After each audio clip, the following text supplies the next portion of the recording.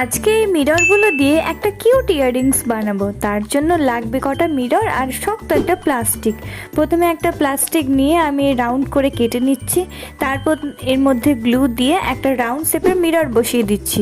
তারপরে এর চারিদিকে আমি গ্লু দিয়ে দিচ্ছি, আর তারপরে এই পাতা শেপের মিররগুলো আমি দিয়ে দিচ্ছি চারিদিকটায়।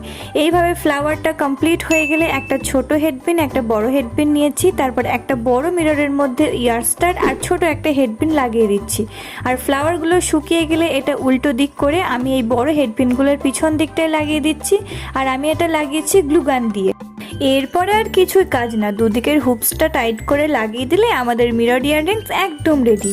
ও হ্যাঁ, আমি তো একটা কথা বলতেই ভুলে গেছি, ইয়াররিংসগুলো বানানোর পরে অবশ্যই কলিন দিয়ে পরিষ্কার করে নেবে, তাহলে মিররের ওপর দিয়ে আঠার যে দাগগুলো থাকবে সেগুলো একদম উঠে যাবে। আর রোদে যে মিররটা কতটা চকচক করছে দেখেছো? তো ভিডিওটা কেমন লাগবে